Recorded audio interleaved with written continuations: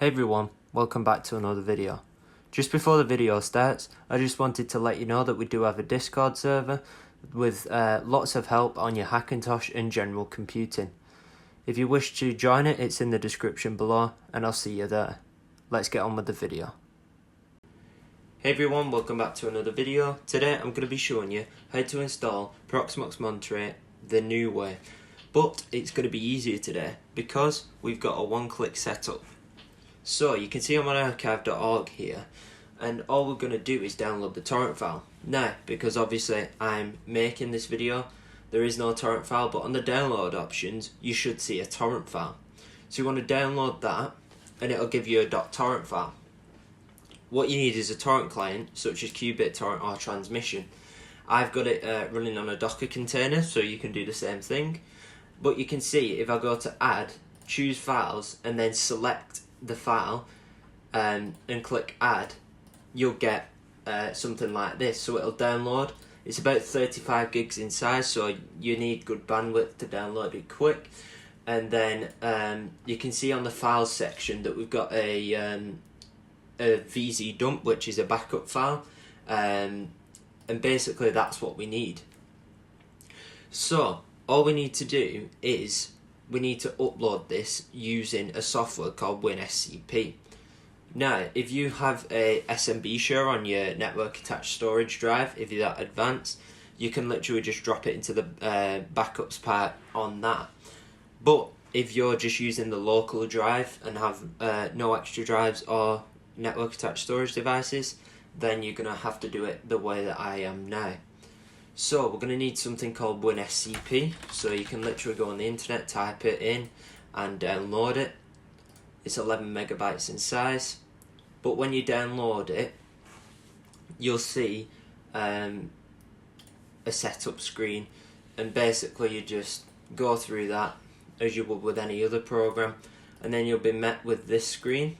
So you'll see this screen and then this one over the top. So all you're going to do for the host name is put the IP address of your Proxmox server. Don't put the same one as me because it will not work for you unless it's a huge coincidence and your IP is the same as mine. The username is always root, and then enter the password of your Proxmox user account. Once you're done, click on login, and then you'll be met with a window that looks like this.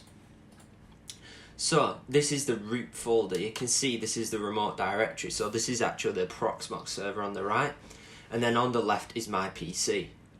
So all I'm going to do is go back to the / directory, scroll down to var at the bottom, and then lib, scroll down again, vz, and then dump, and you can see here that there is a backup file here. I'm just going to delete that and copy over the other one. So I'm going to copy it over from my NAS to this, but for you, you're going to have to copy it from your documents folder. So we're going to start to copy it and just click on OK. You won't be able to see that as of yet, but basically we're going to wait. It says for me 12 minutes. For some reason, I don't get the full gigabit speed over WinSCP. I'm not sure if that's just me. Just leave a comment below if you're facing the same issue. But we're going to wait the 14 minutes now until it's uploaded. So let's do that. So you can see now we've successfully copied that over. So now we're going to go back into the Proxmox web interface. And from here, it's quite easy. So here we are in the Proxmox web interface. All we want to do is go to our local folder. Once we've done that, click on backups, and you can see a backup file here. So if we click on restore, and then give it a VM ID, so I'm going to put 1000, and then storage, put it as whatever storage volume you want. So I'm going to do in storage 2, which is the SSD drive. Give it a amount of memory and cores, and give it a name. So I'm just going to leave that at default, except I'm going to put HSVE Monterey 2 because I've already got one, and it just lets me reference that. Then click on restore, and then all you need to do is just wait. So it shouldn't take long, depending on the speed of your drives and also the speed of your SATA interfaces. it'll take a very amount of time. But you can see mine's already 5% done, but I will be back once it's finished. So it's now successfully restored, and you can see here we've got HSV Monterey 2. So you've got some instructions in the notes section, so it's telling you what the default login password is, so it's 1234, and it's advising you to read the readme file on the desktop to get started. All we're going to need to do is go to hardware, add PCI device, and then add our GPU. I will bring out a video very soon that will show you how to make primary GPU work, thanks to one of my Discord moderators, Tor, that actually got it working for me too. And also pass through a USB. Once we've done that, all we want to do is actually start booting the virtual machine.